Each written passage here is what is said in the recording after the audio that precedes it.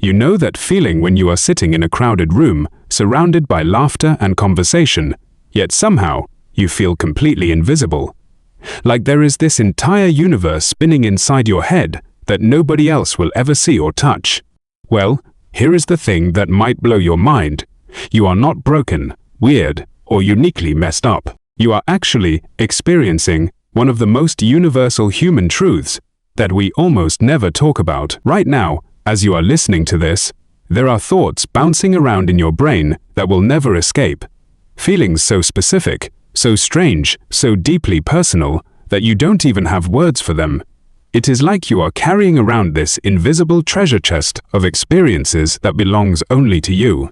Think about it for a second. Every single day, you have reactions to things that you immediately push down. Maybe it is the way sunlight hits a building and makes you feel inexplicably sad. Or how a stranger's laugh reminds you of something you can't quite place. These moments happen, register in your consciousness, and then vanish into that locked vault in your mind. And here is where it gets really wild. This isn't just happening to you. It is happening to literally every person you've ever met. That confident person at work who seems to have it all figured out. They've got their own collection of untranslatable feelings.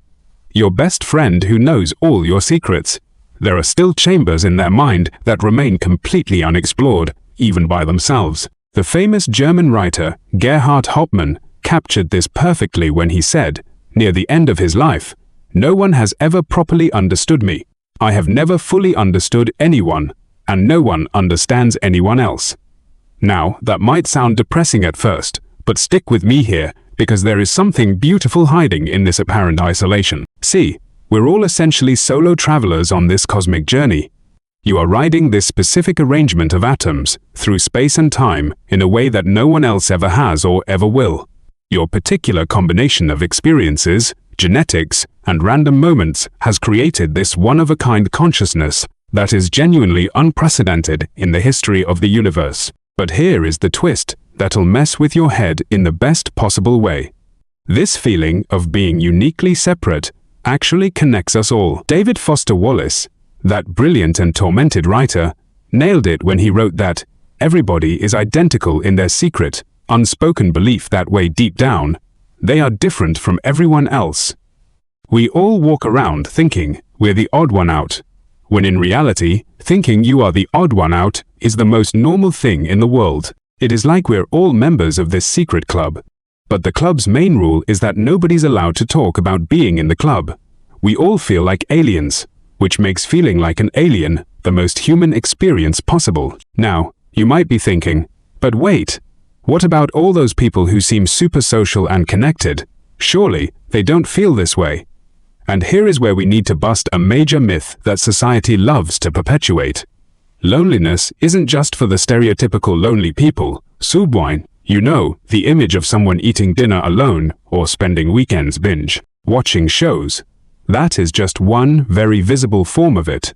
But the truth is, loneliness exists on a spectrum, and every single person falls somewhere on it. The psychologist Carl Jung put it incredibly well. Loneliness does not come from having no people about one, but from being unable to communicate the things that seem important to oneself, or from holding certain views which others find inadmissible. Think about that for a moment. How many times have you tried to explain something that felt deeply meaningful to you, only to watch the other person's eyes glaze over? Or worse, how often do you not even try because you know it'll just sound weird or dramatic? We all have these experiences where our internal reality feels so vivid and important, but when we try to translate it into words, it comes out flat and lifeless. It is like trying to describe the color blue to someone who has never seen color. The words exist, but they can't carry the actual experience. And then there is this whole other category of thoughts and feelings that we can't even access ourselves. You know those moments when you feel off, but you can't pinpoint why, or when you react strongly to something and surprise yourself with the intensity. There are entire continents of your inner world that remain unmapped, even by you. This is where language shows its limitations. We have these broad, clunky words like sad, or anxious, or excited. But they're like using a baseball bat to perform surgery. The actual texture of what you are feeling is so much more complex and nuanced than any word could capture.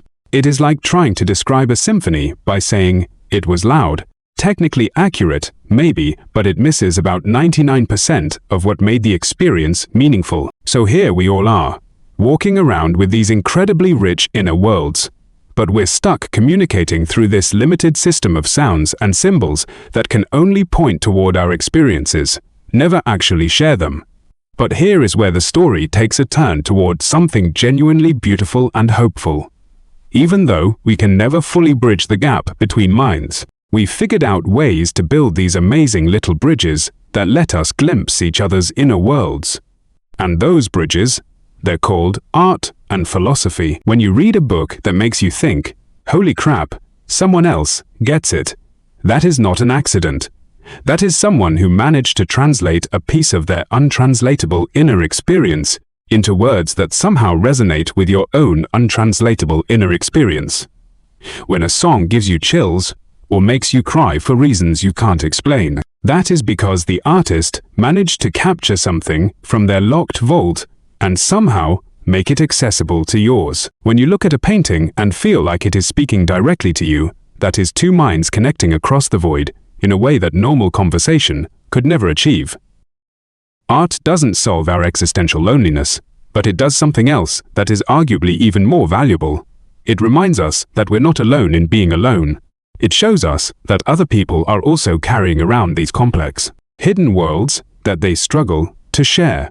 Literature, music, visual art, philosophy, these aren't just entertainment or intellectual exercises. They're proof that other minds are out there, grappling with the same fundamental weirdness of consciousness that you are. David Foster Wallace described this perfectly when he said that literature is one of the few experiences where loneliness can be both confronted and relieved. He contrasted it with other forms of escapism like drugs or loud parties, which just make you forget about being alone temporarily. But art looks loneliness right in the face and says, "Yeah, this is hard, but you are not the only one dealing with it." Think about the last time a piece of art really hit you. Maybe it was a movie that perfectly captured a feeling you'd never been able to name, or a poem that described an experience you thought only you had had. In that moment, you weren't less alone in the literal sense. You were still the only person in your head, but you felt less alone in the existential sense. You realized that someone else had stood on the edge of the same emotional cliff you'd been standing on. They'd felt the same vertigo, the same mixture of fear and wonder. And somehow, they'd managed to turn that experience into something that could reach across the void and touch your experience. This is why we're drawn to stories about characters who feel like outsiders. This is why we connect with songs about heartbreak, even when we're happy. This is why we find comfort in philosophers who write about the absurdity and difficulty of existence. It is not that we enjoy suffering or want to feel bad. It is that we're hungry for evidence that other minds are wrestling with the same fundamental challenges that come with being conscious in a confusing universe. And here is something fascinating. The more honest and specific an artist is about their particular brand of weirdness, the more universal their work tends to feel. It is like the deeper you dig into what makes you uniquely you, the more you hit the bedrock of what makes all of us universally human. The artists who just try to appeal to everyone end up connecting with no one, but the ones who dare to share their strangest, most specific thoughts and feelings, they create work that makes people around the world think, "I thought I was the only one." So what does all this mean for how you live your life? First, it means you can stop feeling guilty or broken about the fact that parts of you feel unknowable and unshared. That is not a bug in your programming foodery. That is a feature of being human. You are supposed to have an inner world that is partially hidden, even from yourself. Second, it means that when you do feel that familiar pang of "nobody understands me," you can remember that this feeling itself is something that connects you to every other person who has ever lived. You are feeling alone in the most crowded way possible. Third, it means that creating and consuming art isn't just a nice hobby or a form of entertainment. It is actually a form of emotional and existential maintenance. It is how we remind ourselves that we're part of this larger human project of trying to make sense of consciousness and existence. When you write in a journal, you are not just processing your thoughts. You are practicing the art of translating your inner experience into something that could potentially be shared. When you listen to music that moves you, you are not just enjoying sounds. You are connecting with another mind that managed to encode their feelings into vibrations that can unlock something in your own emotional landscape. When you look at a photograph that captures something you've felt but never expressed, you are not just appreciating visual composition. One day, you are experiencing proof that other people see and feel the world in ways that sometimes align mysteriously with your own inner vision. And here is the really beautiful part.